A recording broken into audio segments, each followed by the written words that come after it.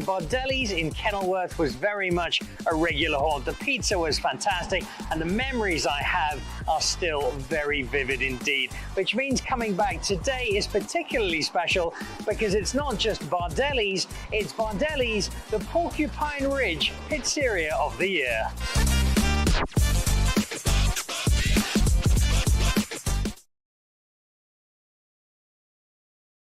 There is both nostalgia and at today to special edition of Dan Really Likes Wine and the announcement of the Pizzeria of the Year. South Africans have voted across the country, and it's this particular space that is the number one. I couldn't be happier because if you go back 20 years or so, when I was 7, this was somewhere I used to spend a huge amount of time. I had birthdays here, I had charity dinners here, I had many very unsuccessful dates here. It was just a fantastic spot, which means, Grant, I say congratulations, not just as somebody who admires the fact that you've won, but as somebody who feels part of the furniture here. It's a really, really special place to me, and I know how much today must mean to you and to your team.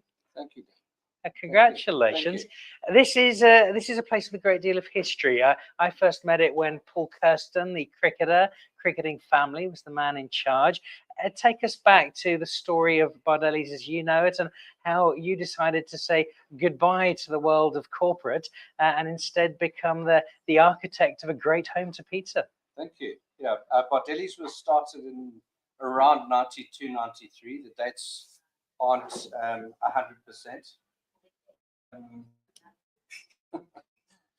One of the old managers giving me the dates there.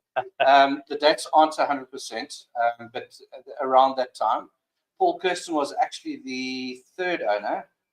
Before Paul was a woman that lived in Italy, and she brought a lot of the recipes over.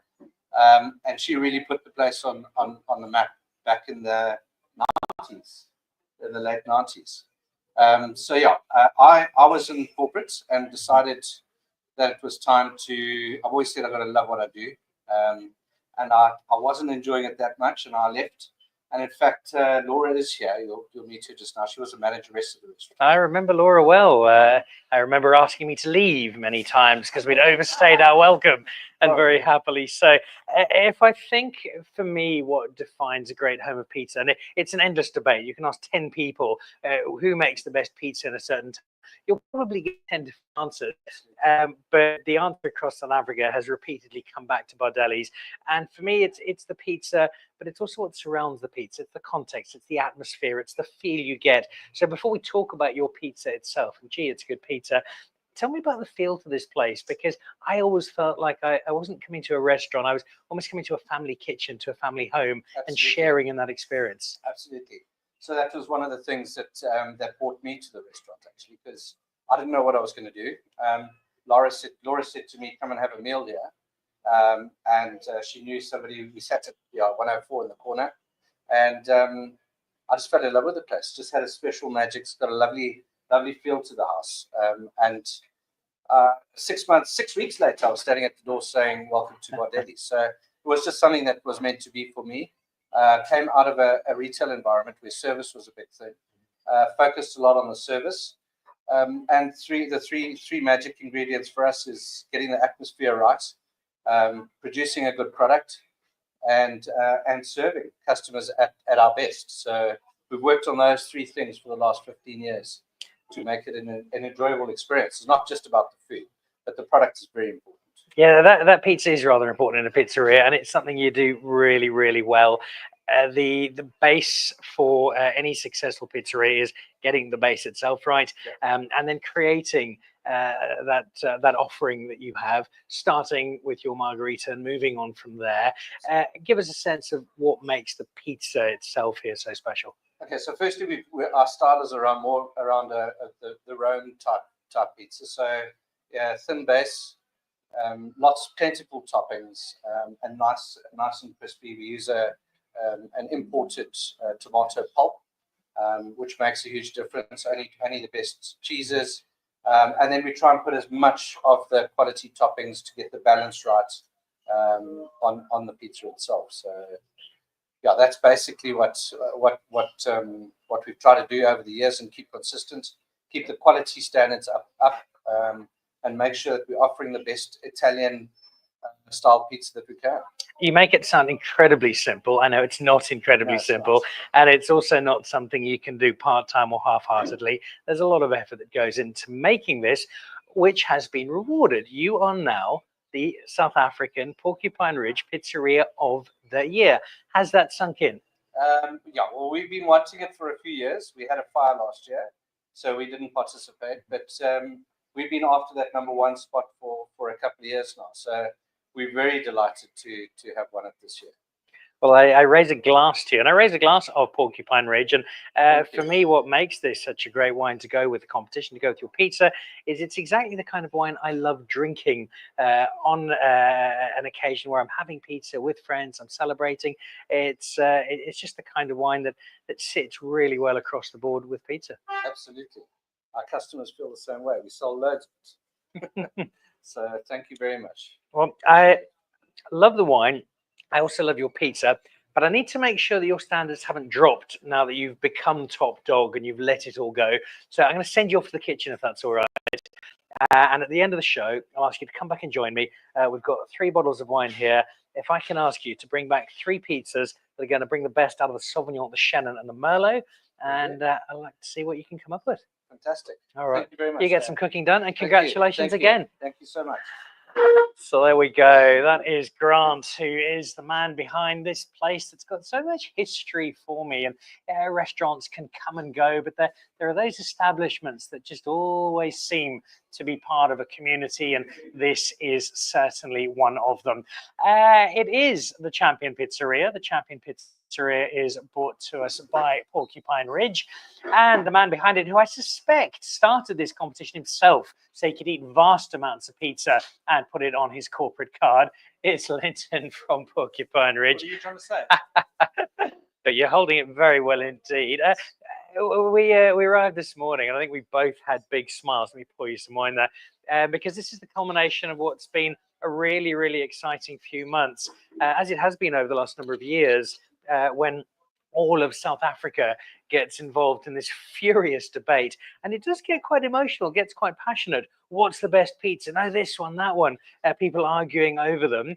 When you see it come to an end at such a wonderful place, it brings this whole competition to a perfect finish. Absolutely, Dan. I think you've nailed it when you said, you can have a conversation with 10 people and everyone will have a different opinion, because it's about community. It's about people having their favorite spots in their neighborhood, or where they might have visited and said that's the best one, and then they'll go 2 weeks later, they'll go to another one and see that one as their next best one. So the challenge has been a hell of a lot of fun. This is our 4th edition of it.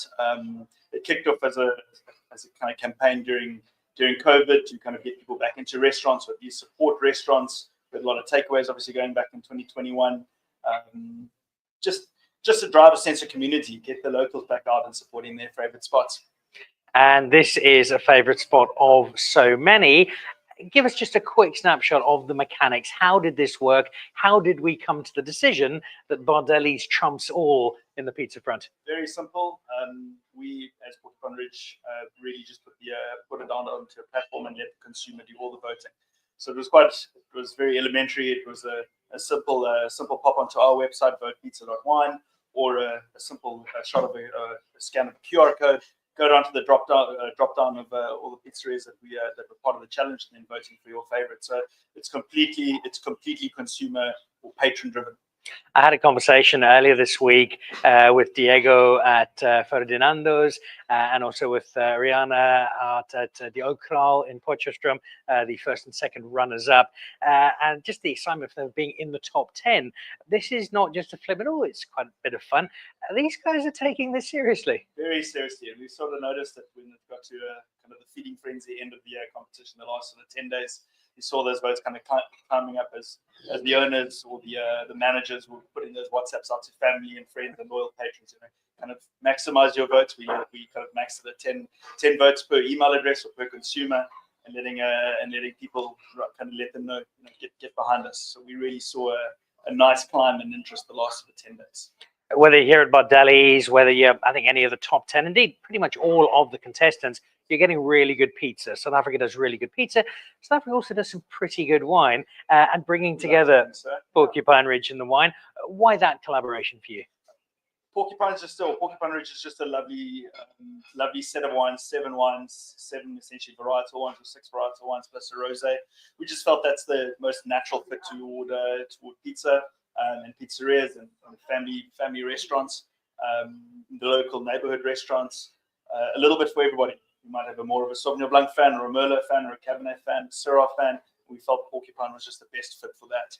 Really nice, very generous wines with a lot of generous flavor. And yeah, I mean, you would have chatted to someone like Ferdinando's with Diego, who's kind of more simplistic in his look at pizzas, where the team at Oakhall's obviously a little bit more kind of gregarious, if you can say it in that way. And just having wines that would be suited to all different types and all arrays of types of pizzas, why Porcupine was just the natural fit for the competition. One of the elements I've loved about being part of this is how the style of pizza, the interpretations, is consistently so different. If we look at our 2 runners-up, Ferdinando, very much that Neapolitan feel, speaking to his family's roots. Whereas we look at the Oakhall in Potchefstroom, I think 11 years ago they sold a vegetarian pizza. It's loads of meat and just a really cool interpretation of what works locally. And it means we've got a great range of pizza. And in fact, if you look into the kitchen, you'll see that pizza is currently on the go at the moment. They're working really hard. There is also a great range of wine. I'm going to ask your junior assistant, Evan, to come and join us, because I think what gives Porcupine Ridge a real sense of authenticity is that it sits within this remarkable family. Evan, lovely to have you back on the show, and especially on a day like today, where we've got the Porcupine Ridge, and people have probably, in fact, I'd gather almost certainly, had wine from the broader family, but just might not know it, because from Porcelainberg at the top through Buchenholzkloof, an incredible range. I had some of the 17 Stellenbosch cab last night, drinking beautifully. The chocolate block, which I think is exported even more than South African rugby players to the rest of the world, and with equal success. You've got the Wolf Trap, you've got the Porcupine Ridge. It is this comprehensive array that you're able to provide. Yeah, indeed, Dan. I think it's, that's always been Mark Kent's dream. Mark, one of the founding partners, and with 7 friends, basically got together in 1994 and built this incredible global brand that Buchenholzkloof has become. I think part of the success in it is we see private labels around the world, we see secondary labels, and what's left over. That's never been Mark's vision or Mark's dream. It's always been take from the top and let that really influence the quality down the pyramid. So something like Porcupine Ridge, when you look at it in global markets, to certainly over £8, one of the best-selling South African wines in the UK still. Its home is still here in South Africa, so that's what a lot of UK tourists can't. They don't understand when they come and they actually see it getting drunk here in restaurants like we are now, see it in supermarkets here, and they know that it's a real thing that's getting exported to the UK and globally. All carrying the Buchenholzkloof, that sort of that invisible thread that goes all the way from Porcelainberg down to Porcupine Ridge, and that's part of the success. I had dinner with a very picky Frenchman last night, and when I mentioned I'm going to be in Cape Town tomorrow, we're going to be drinking Porcupine Ridge. I like this. I find it is good South African wine. So you've convinced a Frenchman that this is the real deal, and you do that because of this broader stamp that you have. I remember we did something, Linton, not that long ago, talking about that declassifying, the way the French do, some of us South Africans do, where they kind of drop wine down a level, not in quality, but just that they feel it sits in another space. And the wine that we're getting here is coming from many of the same vineyards, many of the same barrels as wine that maybe sits a little further up the pecking order. Absolutely. Kind of 3 good examples in the that really kind of thread of quality that we have with Buchenholzkloof. So we can look at Chardonnay, Cabernet, Syrah. There's extraordinary wines being made on the ultra premium level. And at the moment, there's wine that is not kind of fitting the blend or fitting the style that Mark and Godfrey would be wanting to put in something like a Buchenholzkloof Syrah, or Cully would be wanting to have in Porcelainberg Syrah. If that's what they're making the cut for chocolate block, not because of the quality perspective, but just because of the style of the wine. These are incredible grapes and incredible wines that are making their way down to your everyday wines that South African consumers have access to. Something like Wolf Trap Red, something like Porcupine Ridge Syrah. We can talk about Chardonnay with the project that Gottfried's driving for us out in the upper Leonardo Valley with Cupmare team. There's a ultra premium Chardonnay, premium Chardonnay below that, and then anything sort of filters down to Wolf Trap, to Porcupine Ridge Chardonnay. And the same with Cabernet. Stellenbosch Cabernet right at the top. Mark and Gottfried making Stellenbosch Cabernet under Buchenholzkloof, declassifying down into our new product called Helderberg Winery. And now beyond that, then it goes into Porcupine Ridge Cabernet. So there's an incredible lineage of quality wines in Mark's greater business. Which leads Evan to probably my only criticism, and that's that you are delivering wine of too good a quality for the price at which you sell it, which we will accept very happily, those of us who drink it. But it does give people the opportunity to have a Porcelainberg for a wedding anniversary, opens a Buchenholzkloof for a very special dinner, a chocolate block for a big occasion. But you've had a long day at work, you fancy a quiet glass or two. Here's something where you're not sacrificing quality, but not having to mortgage the home to be able to get some. Yeah, exactly, and I think that's, you know, we almost, it sounds strange, but we're almost more proud of this entry level of Porcupine Ridge and Wolf Trap than we are of the top end. You know, it's I say with respect, I've tried to make a barrel of wine in my life, and it was a shocker. I've tried some; it was disastrous. You did. I think one or two cases through Uganda, if I recall, in my youth. But it really is. It's people say it's easy to make one bottle of wine, but when you look at the scale that we make these on, and still to get absolute quality, you know, some site specific sort of character coming through, especially from the wines from the Swartland and the red, and the nice cool climates character from the Sauvignon Blanc. That's where the challenge is, and we take it very seriously. We're very proud of what we putting into the bottle. It's probably what differentiates us from the French.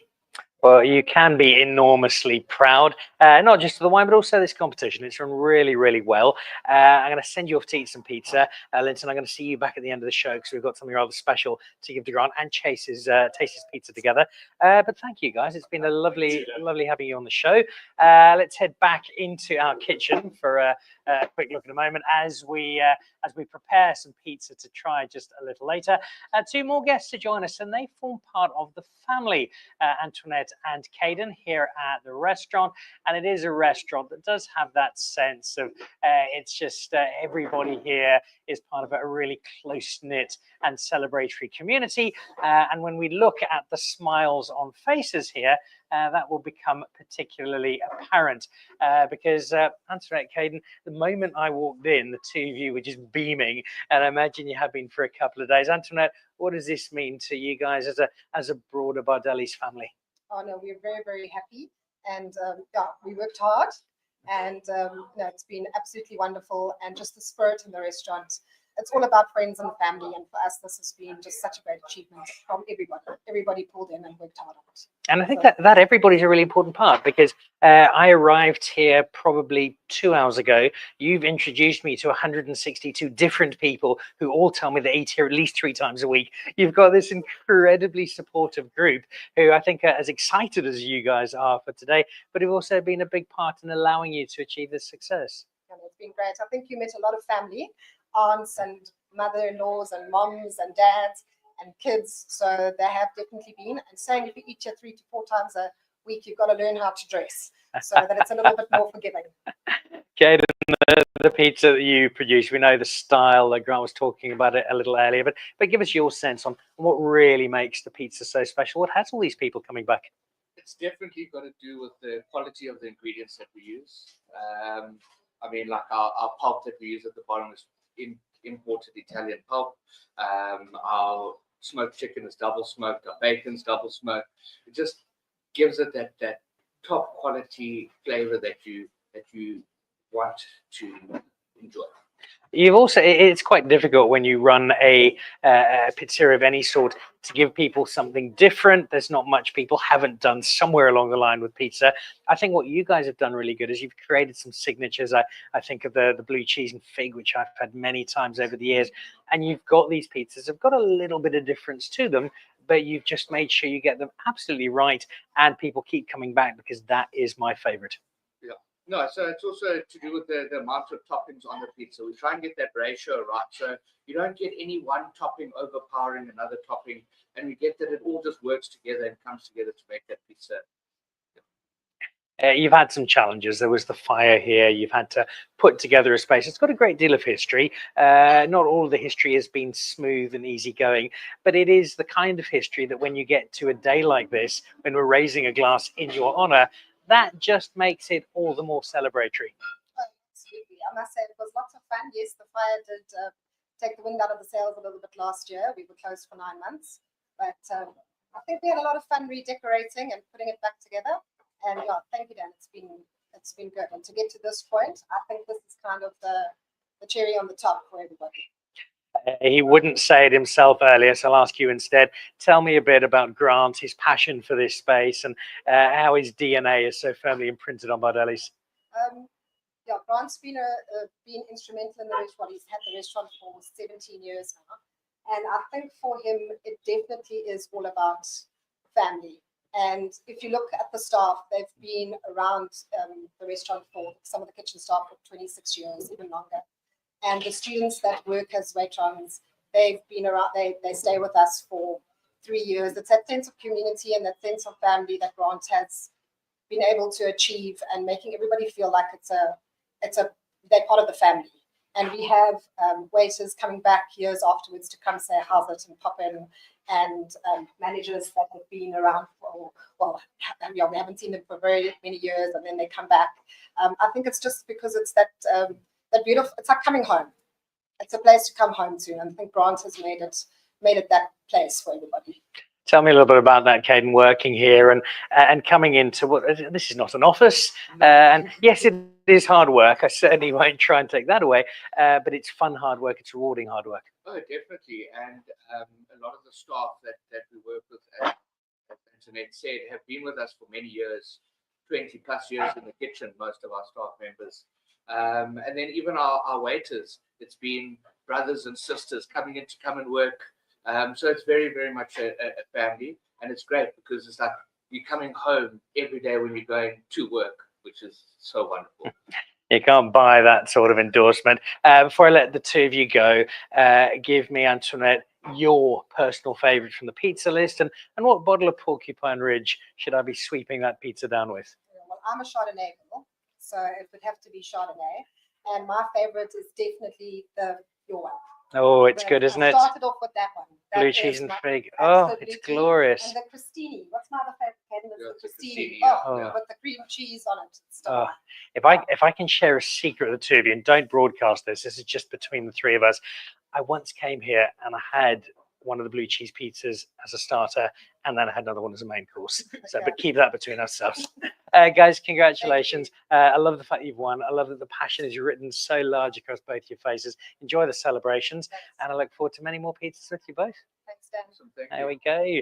Antoinette and Caden celebrating, and why not? They are the #1 pizza in South Africa the last 3 months with Porcupine Ridge. People have been voting away and have been championing their particular pizzerias, and it is Bardelli's in Kenilworth that is the #1 spot. And I mentioned a little earlier that this is a place I spent a lot of time at, going back 20 years. Can it really be that long? When I first stumbled across this little gem in the suburbs of Cape Town, and it is that gem to which I've returned, not just to familiar surrounds, but to a familiar face. Because Laura, when I first came here, and I can't believe it's that long ago, you were the most wonderful host. You looked after us all the time. You're no longer here, but you've come back to a place that for you was home for so long. Absolutely, it is home, home from home, and yeah, just massively proud of absolutely everything that the team has achieved. Grant knows I'm quite a crier. I get quite emotional. You'll start me off if you go. It's just like wow. Just so well done, through the face of everything that happened in the last 18 months. Granty, so proud. Yeah, just so proud. And everything. Wow. Yeah. And having you here and being able to tell this story of going back the better part of 2 decades and being part of this, it says that this is not a flash in the pan. This is not something that's just popped up. This is an establishment, great history, great belief, great tradition. There's a real sense of heritage when you come here. I mean, there's heritage in the house itself. The house used to be in the 60s and 70s. It was a corner cafe. Family lived at the back. This part was the shop. And to this day, well, maybe lying, but in my day, the family would come and have dinner and go, oh, remember this, remember that. And then when the restaurant started, this started as the restaurant, and the lady who started the restaurant, the back of the house, was her home. So her daughter was in, I think, like Sabe or grade 1 or grade 2 at the time. And, you know, the stories of her kind of running around in her pajamas while her mum was serving customers. There were no waiters in those days. The mum did everything and, you know, kind of some core kitchen staff. And it just developed and into an amazing legacy. And, you know, when Grant bought it, when he was planning to buy it, you know, his dream was for it because he's got a few kids. So, you know, he didn't think that, you know, he knew his kids weren't going to follow him into corporate, and, you know, he just wanted, that was his dream. I mean, you know, Gareth and Jamesy, he's not Jamesy anymore, he's James now, but you know, they were that high. James, they could barely see over those glass doors when they came in, and, you know, they were so proud when their dad bought it. And I remember them saying, like, James saying, I'm going to work here one day, you know, but he was bossing staff around from the beginning. And remember the quality control and everything. So, you know, Grant's been the longest owner of it. And yeah, just amazing. You know, obviously, you know, before Grant had it, like you mentioned, you know, it was owned by the Kirstens. And so there were a lot of, you know, I think kind of became the lookout, the groupies were here on the lookout for, you know, Graham Smith having dinner here or whoever it was. And it became quite obviously you and your UCT boys. A very well behaved and balanced group of young men. If you notice us looking across into the corner regularly, there are about 800 very close family members who've come to join us for today's celebration, and rightly so, because it is such a great day. Before I let you go to continue the celebrations with everybody in this trip down memory lane, give us one of those memories, one of those nights from here. And I remember be it Paul's wedding or our charity dinners, or had a couple of birthdays here. Hard to pick one, but one of those nights that for you really sums up the ethos of what Bardelli's is all about. I think it was like Antoinette said earlier, you know, and Caden said, you know, it is like coming home. So, you know, people they would book, and you knew who was at every table. You knew that they'd just come back from their overseas trip or been to Pledge on holiday. You knew everything. You knew, I mean, we actually had one table that used to come every Sunday night. They were a divorced couple, but this was their handover point for their kids. And it's that, like, you know, I will remember that forever, because over a meal, this was their safe space, you know, and just an amazing restaurant. Lots of wild nights, which probably can't be repeated on air. Lots of wild things, lots of events, like you said, you know, weddings, wakes, 50th, 40th, 21st. Yeah, just an amazing place and a privilege and a pleasure to have been part of it. It can also continue. Well, it can also look back on many, many wonderful people, and you sit right up there at the top of that list. Thank you for the great memories you gave me and for putting up with us as often as you did. No, and well done. I will never forget. You know. I was hoping you wouldn't say that. But, Laura, thank you so much, and thank you for flying out from the UK just to be on Dan Really Likes Wine. Yeah, absolute pleasure. Magic. So there we go, Laura. Not with the team here now. She's moved on, but the memories are certainly very clear and very vivid, as they are for so many. We've spoken a lot already about wine, and we've tried some. We've spoken a lot about pizza, and we haven't. So I thought, well, we'll get some pizza, but we'll also give it to somebody who can run rule over this. And I can tell you, he is a very, very fierce gentleman. You might recognize him from his days tearing people apart on MasterChef, or more recently from doing so on Ultimate Brewmaster. And we are now getting to have him back, and he's not an irregular, very dear friend of mine. Pete Gilford, lovely to see you. How's it going, man? Welcome. I think we've got some pizza coming in here. Perfectly timed. Now, I know you're dying to jump into this, but before I let you sample a pizza, which has been made to your specifications, give me the quick 60 seconds, Pete Gilford on pizza. It's one of my favorite things in the world to eat. The simpler, the better. I'm looking at this, and it's got some of my favorite ingredients on here. I see anchovies, I see capers, I see some olives. Yeah, for me, a good base is everything, and there's been spoken about decent ingredients. You can't. It's easy to make a bad pizza. People think it's such a simple dish that how can you possibly go wrong? It's all about the quality of the ingredients. If the tomato is not good, if the cheese is not right, if it doesn't stretch, it doesn't melt properly, there's nothing worse than a bad pizza. It really is an unpleasant thing to eat. So I'm looking forward to tucking into this because this smells absolutely wonderful. We had two runners-up in competition, Diokral and Ferdinando's on earlier on in the week, and we're asking them about some of the pizzas they've been asked to prepare. Does Pete Goffwood have any thoughts on controversial topics like pineapple and banana? Don't get me started on pineapple and banana. It's also one of the things that have always amazed me about restaurants, particularly pizza restaurants, is that it's the only place you can go to where you just make the menu up.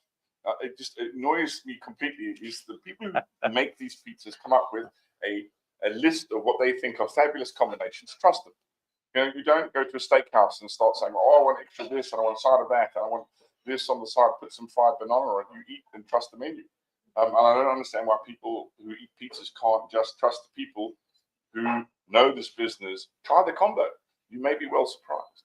All right. This is after Pete spent 45 minutes demanding certain things on his pizza today.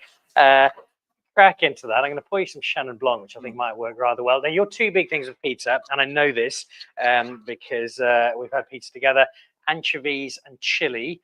That was on the list. How is South Africa's new #1 pizzeria delivering for Pete Goffwood? There you go. Sign of a good base. I mean, this is wafer thin, but it much like ourselves, really. Yeah, much like ourselves. But it still has integrity. It still holds nicely, so it's perfectly cooked. This is stunning. Lovely anchovies, not overly salty, and gorgeous capers. You get the nice astringency, so it's a great combination for me. A word or two on the basis. Grant said earlier, we're looking very much at a more Roman style. The people from Naples would turn their backs in disgust, just as the people in Rome turn their backs on people in Naples. Yeah. It's a hugely divisive element in Italy. I think they've absolutely nailed this. No, completely. I think the crust for me is a vehicle. You know, and it's like when you make a sandwich. You know, if you make a sandwich out of terrible bread, you can have a terrible sandwich.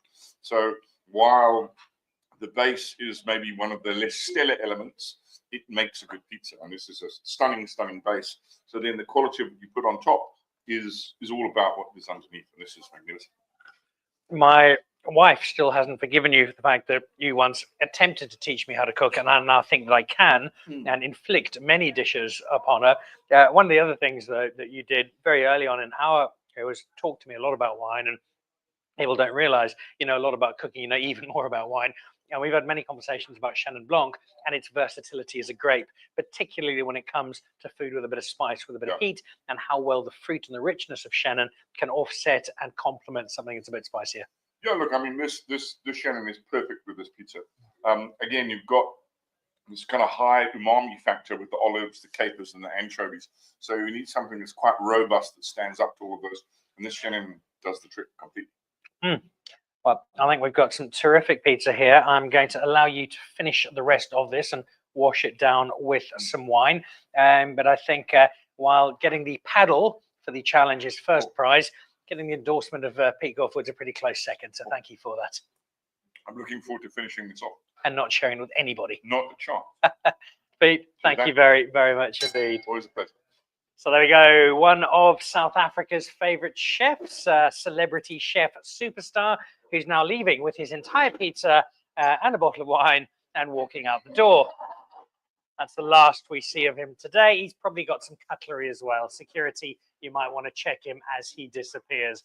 Right, let me welcome back Linton and welcome back Grant as they come and join us to wrap up a very special edition of Dan Really Likes Wine from the new pizza capital of South Africa, which is how Kenilworth has rebranded itself as of today, given Bardelli's has the title. We're going to need, I think, a few more glasses and another bottle of the Chenin. We can maybe wrestle it back from Pete before he disappears. And we've got some pizza to try, which will be paired with our various wines. So let's, pizza on its way? 2 minutes. 2 minutes for our Yeah. pizza. Let me ask you very quickly then, Grant. You've just had one of the great modern South African chefs. Pete is somebody I have a huge amount of time for as a chef. He's held in high esteem. I think pizza is something that we often think of as being it's fast food. It's food we love, but we don't always take it that seriously in the context of fine dining or similar kinds of food. But when you get somebody like Pete who's beaming, in fact, I can see him out the back of our studio. He's just ordered a second of the same pizza because he's already finished the first one. When you get that sort of endorsement, it is a reminder that this is an art form. This is a culinary exploit that is something to take really seriously. Absolutely. Pizza, when I bought the business, pizza has always been regarded, people that I've known, as one of those meals that it's a takeaway. And we've tried to make it a really nice place to come sit down and enjoy a good quality meal in a casual environment. And that's we think we've done that.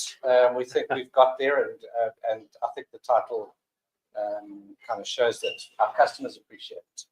Well, I know how seriously Pete takes his pizza because I remember he once went to somebody's house for dinner and they tried to offer him a frozen pizza. That was 26 years ago. He still hasn't spoken to them, which I think is the appropriate way to do it. When you see this celebration, Linton, and you see the wine and the pizza come together, just a reminder of, first of all, just how well pizza and wine go together, but also that we're seeing a lot of it today, so much to celebrate in South Africa, a country where we often beat ourselves up because of the challenges we have.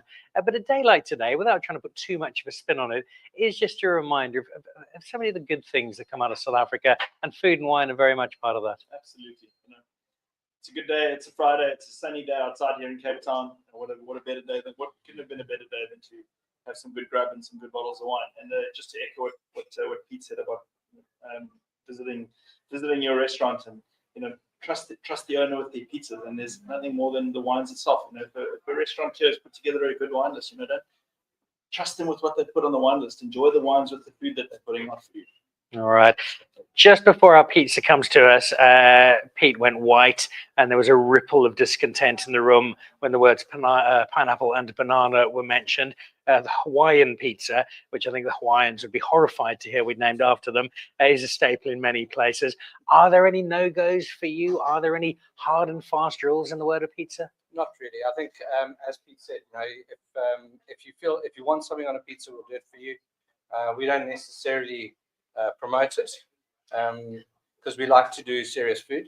But if you want to put your own thing on, we'll do it for you. But we do have one pineapple pizza called the Picasso, which is a relatively good seller. I think a lot of people love the pineapple on, and that's their choice.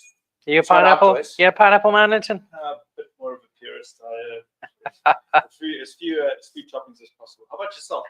So one of my great pizza experiences, and it's so good, how a bit of anchovy, really good, that I'll put right up there with Bardelli's, is I spent some time in Naples last year, and I went to one of the 17 pizza restaurants that is the original pizza restaurant in Naples.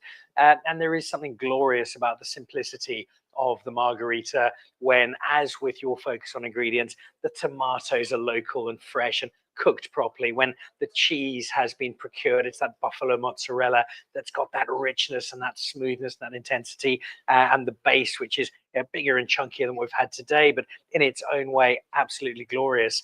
And yes, you can add on chunks of pepperoni and bits of chicken, other things if you want to. But for me, the simplicity of that was something really special. That said, I still have your blue cheese and fig pizza as one of my absolute definitives, and I revel in it. I love that pizza. How many items have actually stayed on since you took over? So we came in just with the you don't change something that's working firstly, so we didn't change a lot. We just try to do what we could a little bit better and better and better and better every day. So that's how we've taken some of the really poor sellers off and try to replace those with other items. But the traditional Italian meals that were put on this list 25, 30 years ago are still on the list. The staff in the kitchen that made them 26 years ago are still making them today. So there's some consistency that's gone through over the years. There's a sense of comfort to that because you're coming home. When you come home, you want the dish that your mum made when you were growing up. You want that dish that your grandparents always had for lunch when you went around on a Sunday. And it is part of that comfort blanket that Italian food can be in the right space. We often get people coming in that came here with their grandpa when they were 7 years old. And they come in and they go, I remember the taste of this pizza. It's exactly the same as I remember it. So that's the important part of consistency. Nostalgia lane is great. Yeah. All right. Well, look, our first pizza is going to arrive. If I can ask you, I think, Linton, over your shoulder, you got another empty glass there. If I can grab.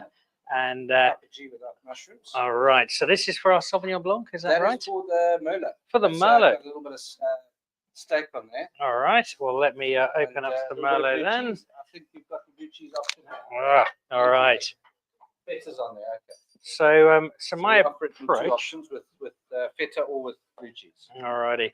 What I really like to do, Linton, and you'll tell me if I'm doing this right, when it's any sort of food pairing, being it a casual glass of wine and a pizza, or a first growth with some truffles at a restaurant in Paris, it's to start with the wine, try it, have the food, and then come back and then see them in each other's prism.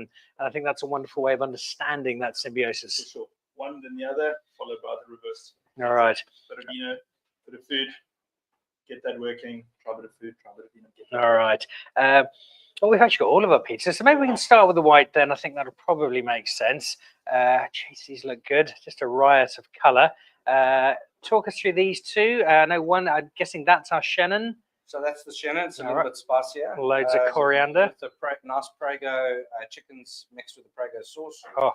Some nice peppers on there. That is a vegetarian Mediterranean. So you got some spinach, you got some olives, and topped with some sesame seed. Oh, my That's cool. Sauvignon. That's the Sauvignon Blanc. my manager Jo is affected by vegetarianism, and she's drooling over this at the moment. Let me grab one more glass there, if you will, Linton. I'm going to pour myself some Sauvignon. So here we go. We've got a touch of Sauvignon. Linton, very quickly, talk us through the Sauvignon Blanc that we've got here. Very nice 2024 vintage. One of South Africa's most popular Sauvignon Blancs. Mark and his partners recently purchased a new property in the Swartland, which is largely grown to Sauvignon Blanc, and a lot of that is our own grapes and coming into Porcupine Ridge Sauvignon Blanc. So again, just focusing on quality. A very generous style of Sauvignon Blanc. We like that nice kind of more tropical fruit, nice little bit of richness there, but great acidity, that nice little bit of zing, perfect for summer. Drink it nice and chilled. All right, and to cut through, what I love about the acidity is it's in balance. It's not stripping the enamel off my teeth. Right, well, let's give this a crack. This does look terrific. A vegetarian pizza. Please note, I'm eating this contractually. I'm not sure. And the Sauvignon Blanc is very much the most popular one. So I think Sauvignon Blanc with the rest of the country in terms of variety. Well, I think we have 7-1 Sauvignon Blanc is still outselling Shannon at the moment as the next biggest varietal, or thereabouts. All right, here we go. This is the acid test. So we've had the wine. Reference to the pizza, not the wine. All right. Cheers, guys. Enjoy. We're all friends here. Do you mind if Oh. Cheers. Oh, that sun-dried tomato is beautiful. I never thought I'd say this, but that's a lovely vegetarian pizza. And then coming back to it after the wine again. For me, Linton, food and wine, whether it's pizza in a glass, whether it's foie gras in a glass, it always has to be a sense of balance. You don't want one overpowering, shouting, drowning out the other. And here they're complementing each other delightfully. Yeah, it's also a real fundamental of what happens at the wine on the winemaking side. It's Mark's philosophy. The quality lies in the second half of the bottle. All the wines of Porcupine Ridge, regardless of whether you're drinking right at the top and the ultra premium side, right down to Porcupine Ridge and Wolf Trap. The real quality is actually being able to comfortably finish a bottle because of that balance and that lovely kind of freshness and approachability that you're getting. This is crying out for summer. It's doing a great job with the pizza. All right, Sauvignon Blanc works brilliantly. Great choice, Grant. Thank you.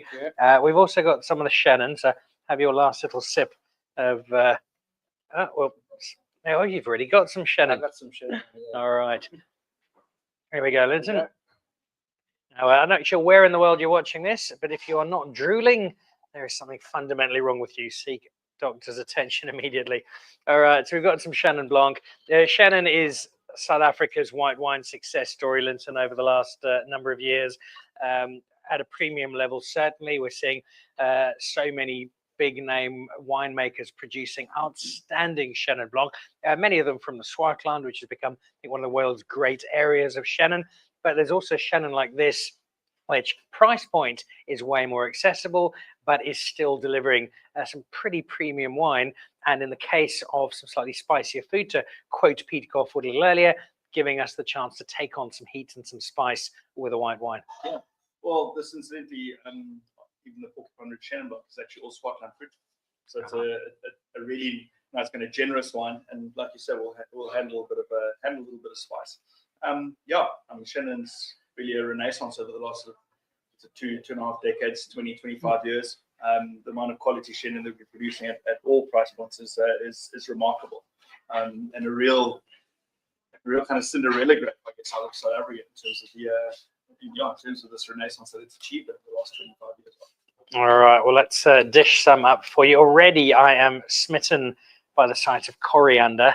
I love coriander. Coriander on pizza with the right toppings in tandem just seems to be fabulous. Like that exceptional pizza slicing technique. There we go. All right. As we tuck into it, give us the lowdown on this particular pizza, Grant. So it's chicken mixed with a bit of Prego, roast chicken with a bit of Prego, mixed in with your peppers, red, yellow, and green to give it some nice color. And then we top it off with a bit of coriander. Just to kick up some freshness. Oh, that is lovely. That coriander, masterful touch. The green pepper is great, gives a bit of crunch as well as the flavor. And that chicken is a delight. And again, you can feel that spice, but the Chenin's complementing it perfectly. Oh.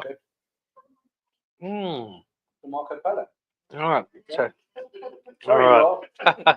sorry, we have a very noisy audience who've been drinking heavily since early this morning. And a very happy audience. And they'll be happy when they get hold of some of the pizza if we have any left over. This was a great combo, and I loved it. One last one before we wrap up, and this takes us to our Merlot, and we have our third pizza. As I get that ready, tell me a bit about the Merlot, Linton. Since my uncle probably talking on the edge before it was about 4. So again, one of those varieties that's exceptionally popular among consumers. And also Porcupine Ridge Merlot, like the Sauvignon, one of the leaders in the category. Just within the philosophy of having something on the medium-bodied style, something that's nice and approachable. But again, always we talk a lot about freshness, just so that those wines can really be enjoyed right through to the last drop. Merlot, we get, it's sourced from a variety of different regions. It's one of those in the coastal region with a good chunk of Merlot out of Stellenbosch. All right, we've got a couple of plates coming in, so we'll grab those just for our final round. Thank you very much. And the first thing that takes me here is very generous chunks of avocado, which I am always a big fan of. What are we eating here, and why the Merlot? Well, we're eating it with a tenderized steak and some feta. Sometimes serve it with a bit of blue cheese, so you've got an option of either blue cheese or feta on this one. There's a lot of people that don't like blue cheese. I personally love it with blue cheese. But so you got a slightly bolder meal to go with a slightly bolder wine. Merlot, I find, is a great choice. Most customers, and it's a safe choice for a lot of customers who don't really know their wines. I always say just pick a good Merlot and you're pretty safe when it comes to pizza. So, I think that makes 3 superb combinations in a row. The wine has done great justice to the pizza, and the pizza. Well, you just made 3 pizzas quite well. level on the show with 3 wines. So I know Grant said that if he ever won the challenges in this, all 7 Porcupine Ridge wines, right? 4 to go. You've given us a very, very clear illustration of why you've won this title, of why you've won over the hearts of so many fans. And because you are the Porcupine Ridge Pizzeria of the Year, very hard at work in his carpentry shop at home. Linton's been busy over the last 48 hours. And you got something you'd like to hand over, Linton? Right. Come on, baby. Congratulations. Oh. You've been,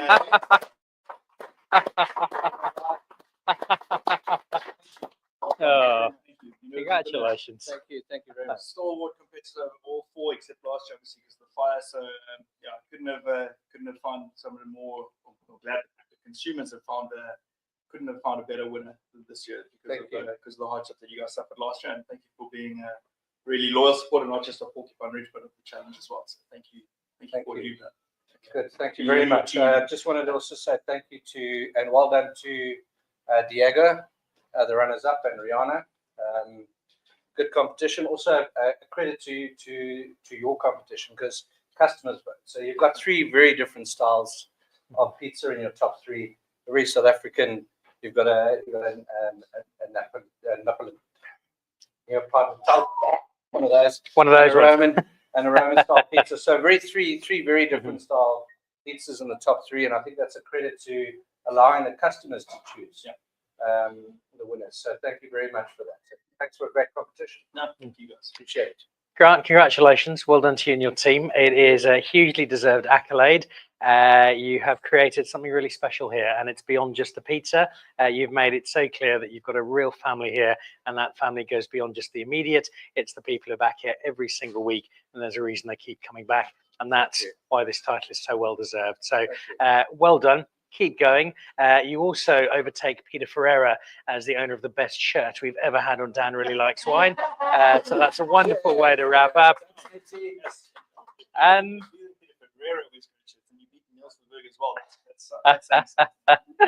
on that note of sartorial excellence, it brings to an end not just a very special edition of Dan Really Likes Wine with Porcupine Ridge, but also the end of the Pizzeria Challenge. We'd like to say a huge thank you to the pizzerias right across South Africa who took part, as well as all of the pizza fans who voted for their various restaurants, got on board and made this the success that it has been. It's been a terrific few months, and we've really, really enjoyed being part of it. A big thank you too to Antoinette and Caden for joining the show today, for Laura, who flew all the way out from the UK. She landed this morning. She's leaving this evening. She came just for lunch, and rightly so.